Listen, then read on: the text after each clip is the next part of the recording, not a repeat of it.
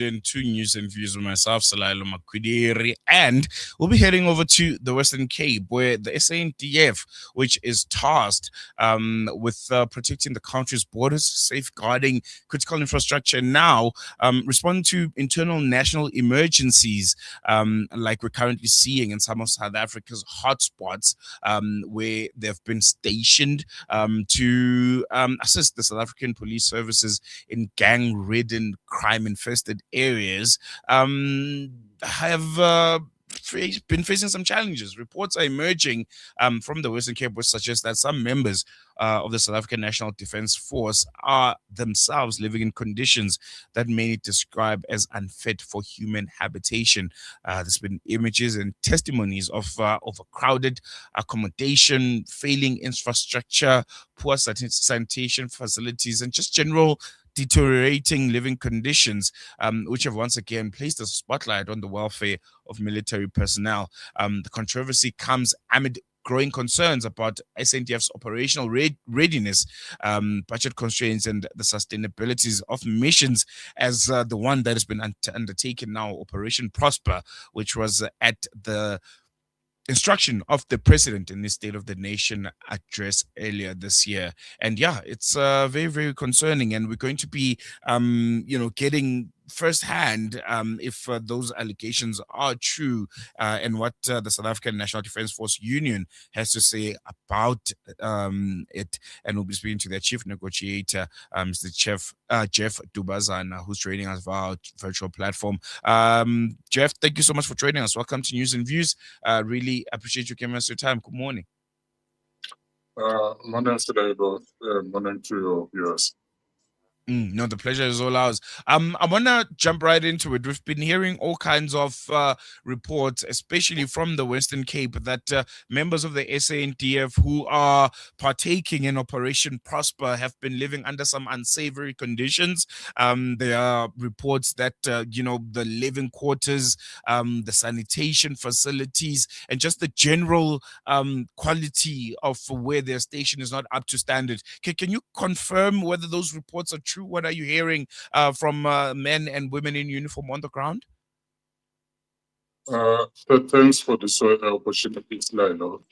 What you've just outlined, it is not just an allegation. It is a fact that is happening at Fort Ikapa base in the Western Cape.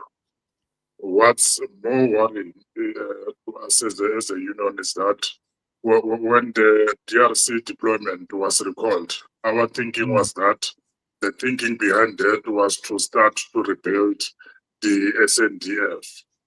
Only, now our members are, back into this internal deployment.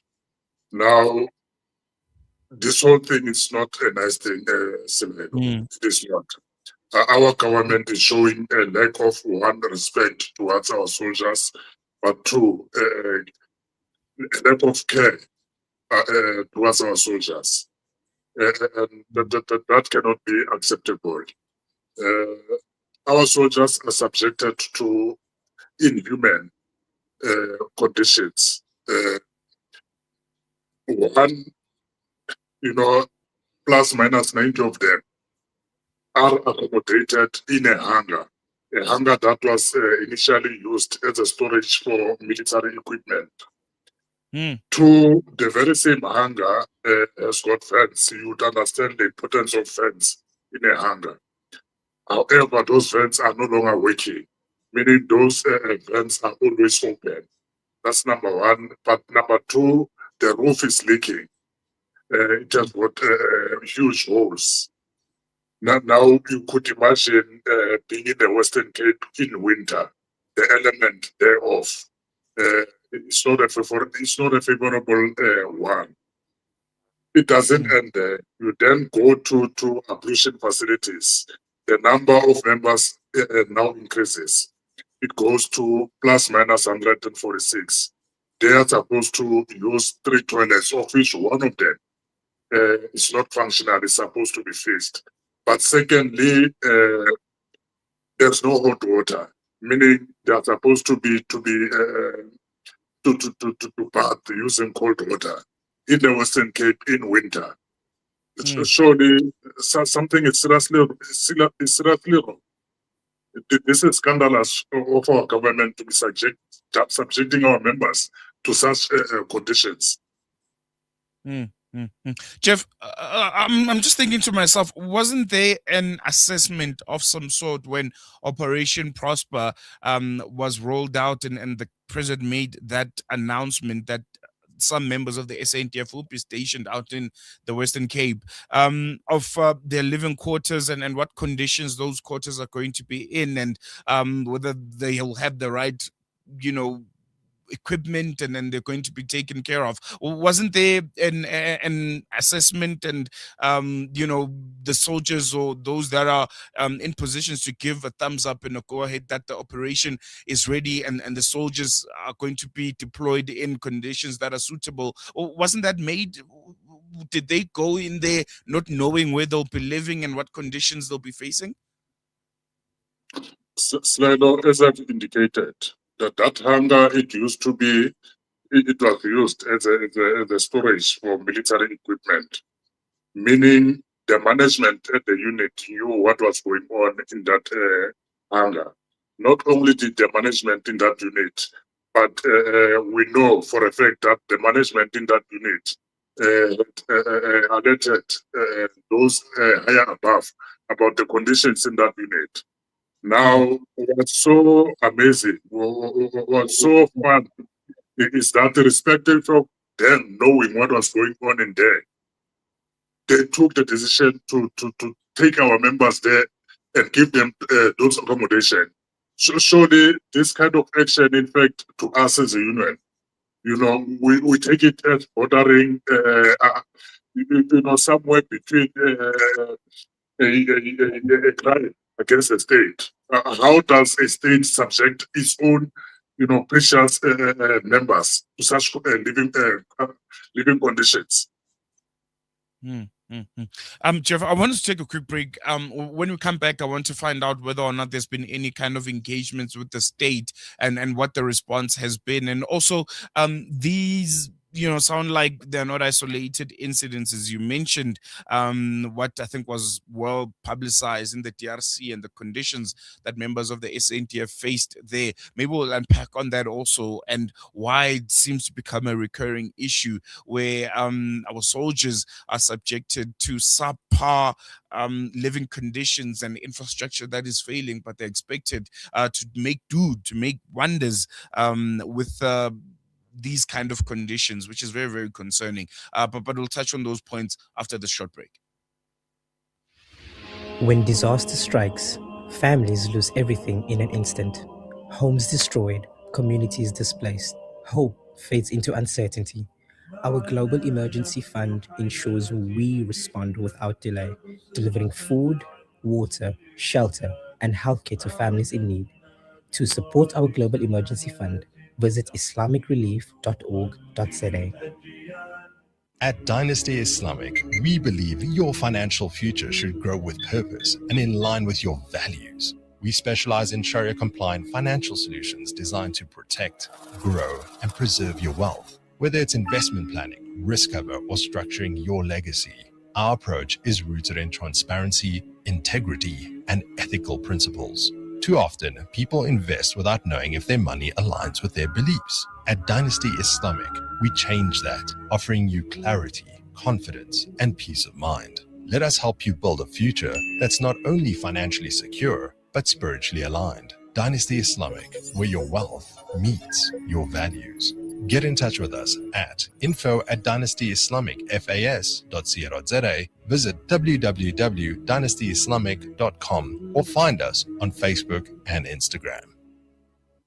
Discover the Africa of your dreams and surround yourself with her spectacular beauty. Relax beneath her serene sunsets and explore wildlife at its natural best. It's where the pride of Africa comes together. The Kwantu Private Game Reserve. Get to know the Big Five or cruise on an elephant safari game drive. Interact with lion and tiger cubs and enjoy world-class halal cuisine while we pamper you during your 5-star stay. Indulge in the true African experience. For reservations, call now on 042 203 1400 or visit kwantu.co.za. The Kwantu Private Game Reserve, the place of gathering. Hey, Gulam. Yeah? Did I return your lawnmower last month? No, bye, you didn't. Oh, no. Now what'll I do? I wanted to borrow it again, man. With Randry Jewelers, you won't have to borrow or lend because the prices are so well trimmed on all gold and diamond jewelry. Alternatively, we could remake your old jewelry into a brilliant new design. Visit Randry Jewelers at 151 Stevens Lamini Road, Musgrave, Durban. Randry Jewelers, the family name you can trust. You know, it's a wonder how kids get anything done these days. With all the distractions, when do they even get time to study? As a mother, all I can really do is make sure they have all they need to perform at their best. That's why I choose to include Sunfoil triple refined pure sunflower oil with every meal I make. Naturally cholesterol-free and approved by the Heart and Stroke Foundation as part of a balanced eating plan. So whether I'm cooking, frying or baking, I know every dish will be a wholesome one. Sunfoil, now we're cooking. Are you banking with convenience, transparency, and flexibility? With Al Baraka Bank's transactional banking account, you can enjoy convenient everyday banking designed around your needs. Benefit from zero fees on point-of-sale transactions and manage your banking easily through Al Baraka's secure mobile banking app and internet banking platform. From everyday payments to managing your personal or business banking, Al Baraka makes banking simple, transparent, and convenient. Visit albaraka.co.za to learn more. Al Baraka, your partner bank. Al Baraka Bank Limited is an authorized financial services and credit provider. Rejuvenating media day by day. This is Salam Media.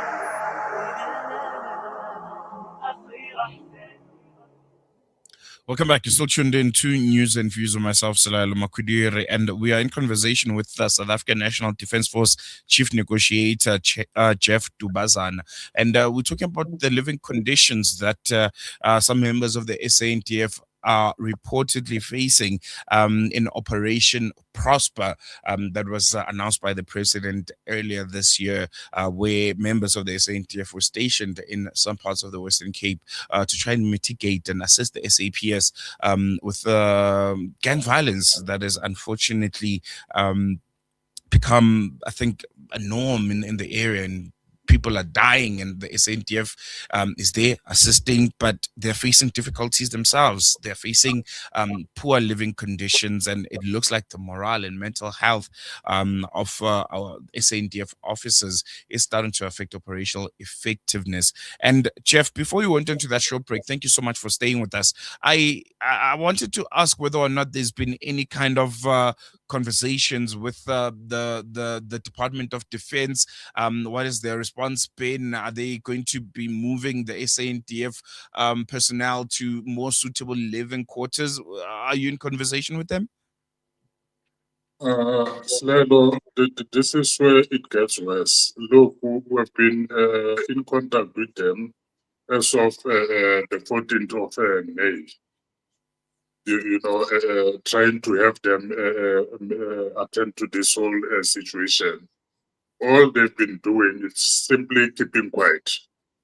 It did not only end there. You know, we served them with papers. Again, that they simply kept quiet, not responding to our papers. For instance, on Monday, they were supposed to file their intention to I mean their papers. That did not happen. Only yesterday, you know, they filed their intention to oppose, and yet, you know, we are going to court on an agency basis on the 9th. That's how, you know, always the management of this defense always react to very serious and urgent issues.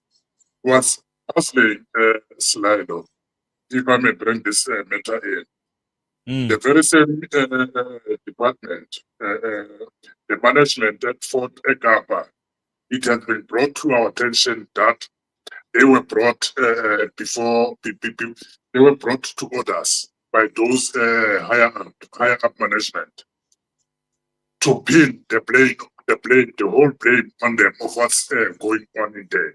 Instead of fixing, they want to find the culprits to blame.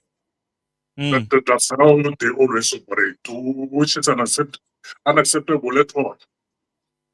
And what does this do to the effectiveness of these operations and just the readiness of the defense force to undertake these deployments when they're living quarters and the conditions that they find themselves in are not conducive for them to give their best? Is the morale low amongst the members? What are they telling you?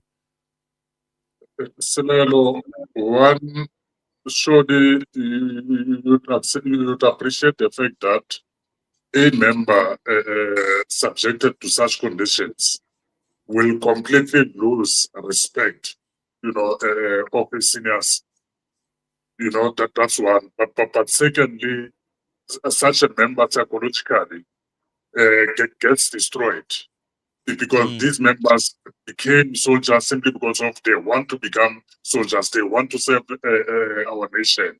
You have indicated that the constitutional mandate of soldiers is to defend and protect the country and its people. Now, instead of doing that, rather than doing that, they now have to face such side issues that are not necessarily the issues that are brought about, by the incompetency of some of the top management of this department. Surely that destroys them psychologically. But secondly, for instance, here at Fort Ekapa, already plus minus 8 of them fell sick because of the conditions that they find themselves in those accommodations. That cannot be acceptable as like.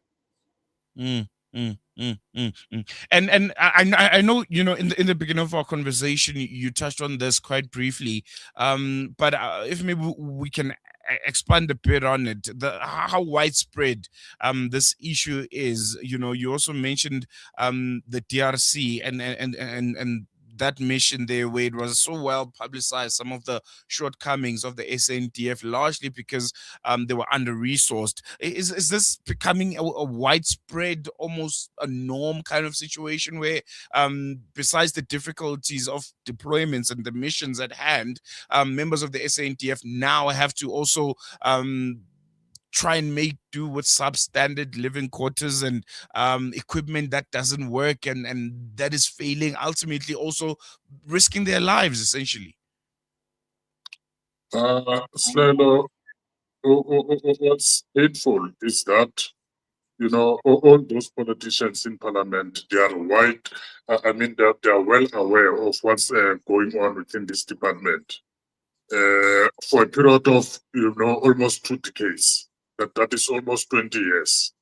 This department has been defunded. Other departments benefiting from the defunding of this very department. Remember, it takes 2/3 vote, majority vote, for a budget to be passed. Meaning everyone in parliament knows and is aware that this department has been defunded for almost 2 decades. Now it started at the DRC.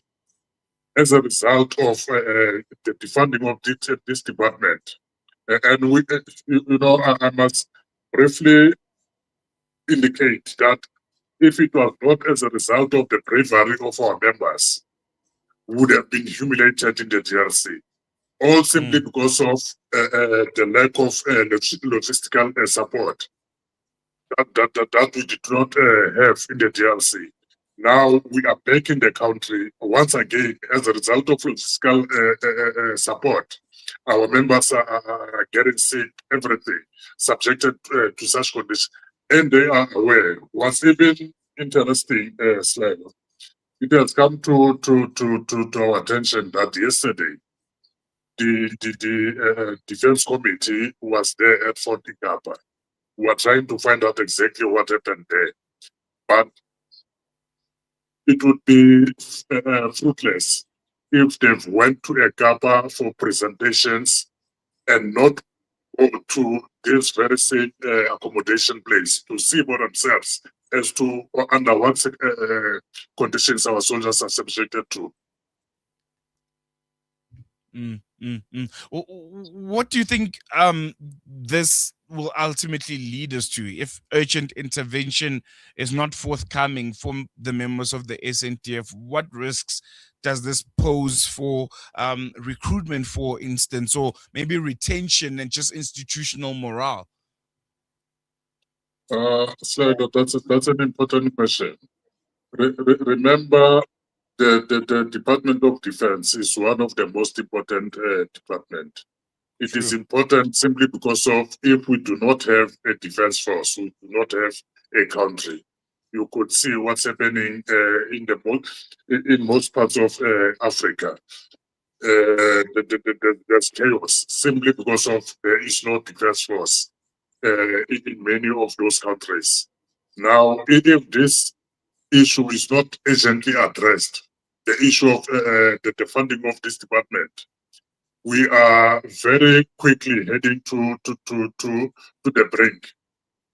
It needs to be stopped immediately.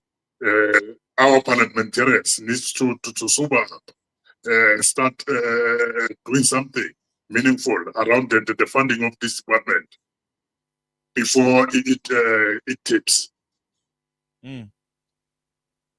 Very, very concerning, Jeff. Thank you so much for chatting to us, and I think for unpacking those lived realities of the members of the SNTF, which they often get questioned by the public without people really understanding what conditions they find themselves in. And I think you put a lot into perspective. Really appreciate it.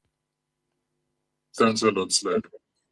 There you go. Jeff Dudazana, the Chief Negotiator of the South African National Defence Force Union, offering insight into the growing concerns over the living conditions facing members of the SANDF and the impact of that on their well-being. And I think most importantly, just the future readiness of the military. I think we don't realize just how exposed we are because of the shortcomings of those that are in power.